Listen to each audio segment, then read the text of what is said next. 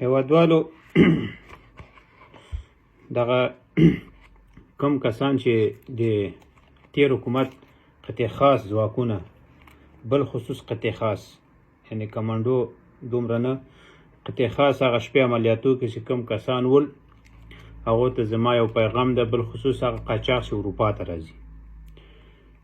نو دغه ویډیو هیله کوم تاسې دغه ټولو هیوادوالو ته ورسوئ، ډیویټ را سره وکړئ. زما مخکینی اکاونټ بند شوی ده، نه پوهېږم څونه وخت بعد خلاصېږي. ریپورټ ډېر کلک پرې روان و د کولابیانو او د جرمنانو له طرف نه. ښه نو هغه دپاره ما دلته بل ټیک ټاک خلاص کړی ده، تاسو په دې کې ما سره واوسېږئ وروره، ما فالو کړئ.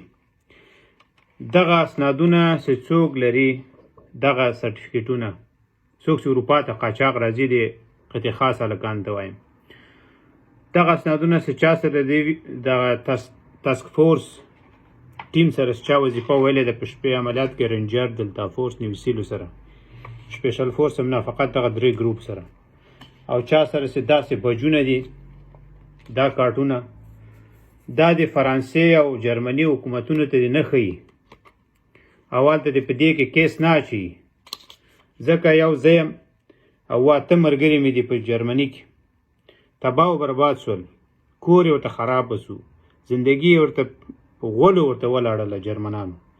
چې څه دپاره د دپاره څه ډارېږي سبا وایي دا د تکس فورس خو د استخبارات د سی آی ای د خاص قطعي دغو د لاس لاندې کار کوي. نو وایي سبا به دا خلک په ما باندې امریکا استعمال کړي. پوه شوې، دوی که ظاهرا یو ناټو دي، باطن کې دوی یو بل سره اختلافات لري، ښه استخباراتي ستونزې لري او بل سره پټ دي.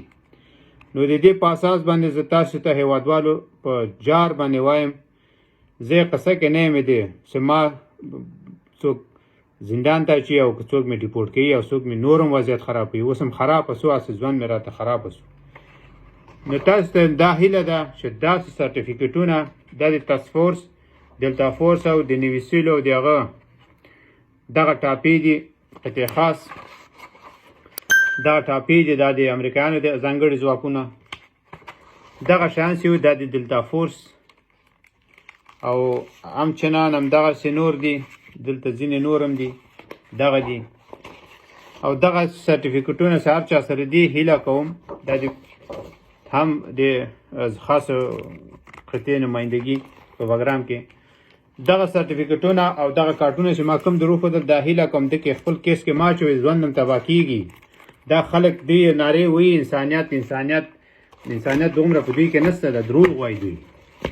مسله دلته داسې ده چې دوی وایي چې موږ داسې کسانو ته قبولي ځکه نه ورکوو، سبا دوی وایي په موږ استعمال نشي. په دغه شک شګو کې موږ تاسې زندګي خرابېږي. آینده ته کوشش کوئ چې دغه اسنادونه پټ کړئ او عادي عسکر که ځان معرفي کولی شي معرفي کړي.